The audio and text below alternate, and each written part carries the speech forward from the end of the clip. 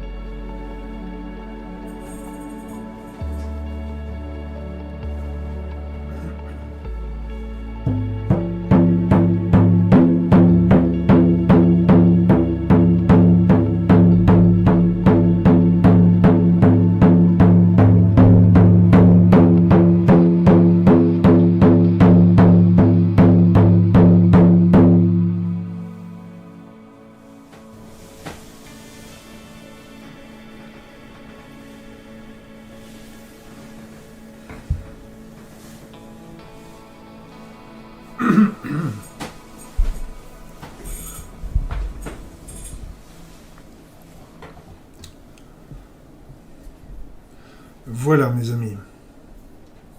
Donc toute la préparation est faite pour l'ensemble de votre lieu d'habitation ou de travail. Maintenant, ça va être à vous de jouer. C'est-à-dire que vous allez prendre votre encensoir et vous allez faire le tour de votre habitation, de votre lieu de travail. Vous allez vous rendre ainsi dans toutes les pièces, sans en oublier une. Vous allez passer aussi de l'encens dans tous les tiroirs, les placards. N'oubliez pas le frigo, la machine à laver, le congélateur, etc. Vous n'avez pas besoin de les laisser ouverts, vous ouvrez simplement, vous envoyez un petit peu d'encens et vous refermez. Donc tous les lieux doivent recevoir cet encens.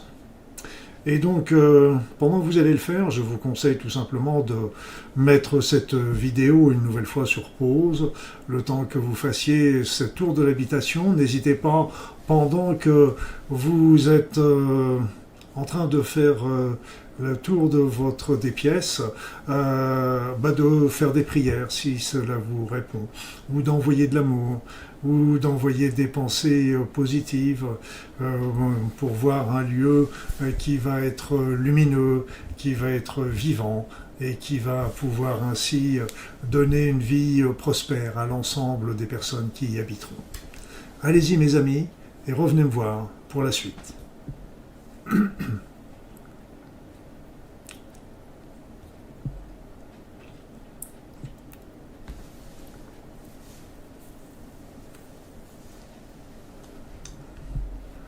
Voilà, vous avez donc fait tout le tour de votre habitation. Tout le tour de l'habitation, s'il reste encore de la fumée, si tout n'est pas encore brûlé au niveau de votre encens, laissez-le dans la pièce principale.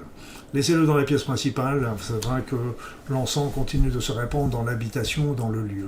Une fois que il sera éteint, là par contre, je vous conseille d'ouvrir largement les fenêtres et les portes pour évacuer cette fumée qui n'est pas bonne pour la santé.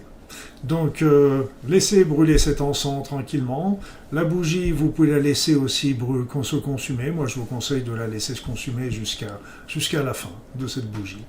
Et puis, n'hésitez pas à changer des récipients avec le gros sel. Vous savez, le gros sel est toujours intéressant pour absorber un certain nombre de mauvaises énergies. Si vous n'en avez pas, n'hésitez pas à en placer quelques petits saladiers avec 1 kg de gros sel dedans, du gros sel marin non raffiné, que vous pouvez laisser dans les pièces qui continuera à absorber les mauvaises énergies qui pourraient revenir. Parce que, évidemment, quand on fait un nettoyage à un moment, mais ça n'empêche pas que d'autres mauvaises énergies peuvent survenir un petit peu, comme le nettoyage, le ménage qu'on fait dans une habitation n'est jamais définitif, comme vous le savez. Donc, changez le gros sel ou placez du gros sel dans les endroits clés qui sont le bureau, le salon, voire la chambre à coucher. Si vous avez des pierres, c'est aussi le moment d'effectuer un petit nettoyage de ces pierres, des pierres de protection. Si vous n'en connaissez pas, allez voir sur mon site, vous en aurez dans mes livres, il y a beaucoup de pierres qui peuvent être intéressantes.